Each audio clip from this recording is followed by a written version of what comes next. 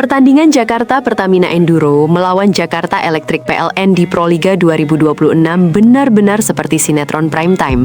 Ada drama, ada air mata, ada kejutan, dan tentu saja ada tokoh utama yang tiba-tiba naik panggung.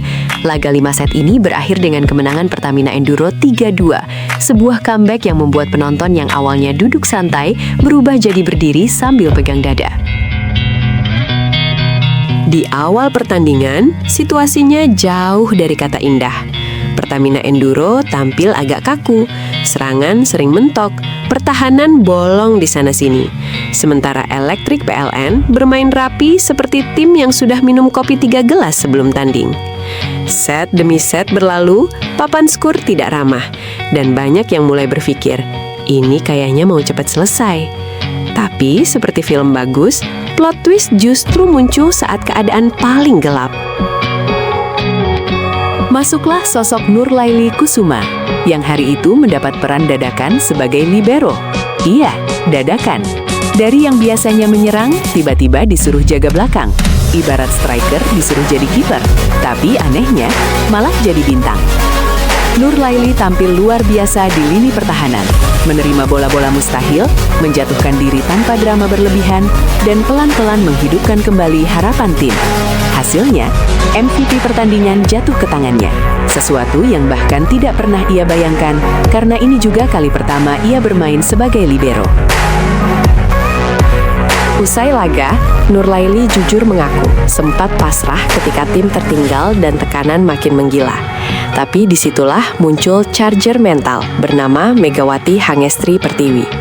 Menurut Nurlaili, Megawati terus menyemangati tim, mengingatkan untuk tidak berhenti percaya apapun posisi di lapangan.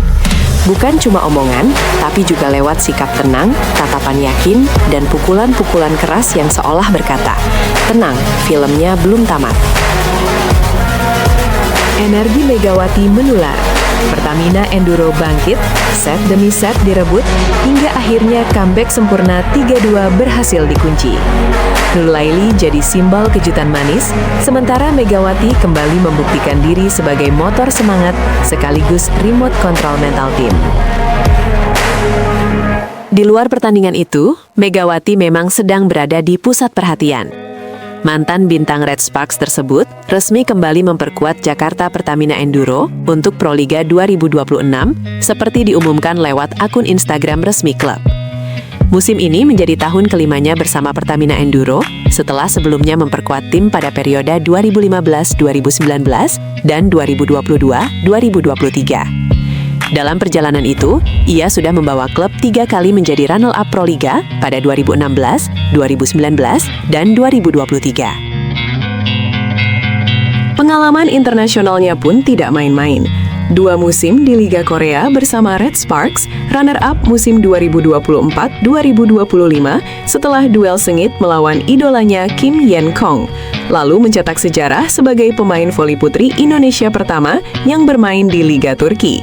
Meski belum debut di Liga Utama, ia turut membantu Manisa BBSK menjuarai turnamen Verdi Zirek 2025. CV-nya kalau dikumpulkan bisa jadi brosur promosi pemain bintang. Dalam konferensi pers Proliga 2026, Megawati juga sempat membahas perbedaan pembinaan pemain di luar negeri dan di Indonesia.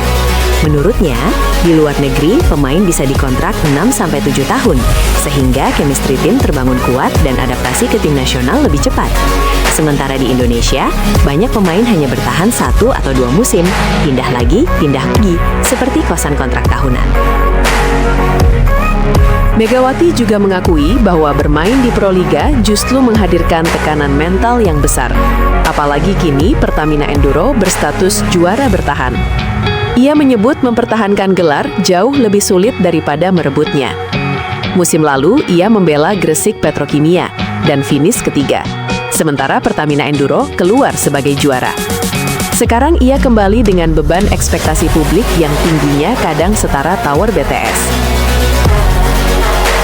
Meski begitu, Megawati menegaskan target tim tetap jelas, tampil maksimal, dan kembali bersaing di papan atas. Dan jika melihat laga comeback dramatis, MVP dadakan bernama Nurlaili, serta Megawati yang tetap jadi pusat gravitasi permainan, satu hal bisa disimpulkan. Proliga 2026 baru mulai, tapi dramanya sudah level final. Dan sepertinya, remote TV penonton belum akan diletakkan dalam waktu dekat.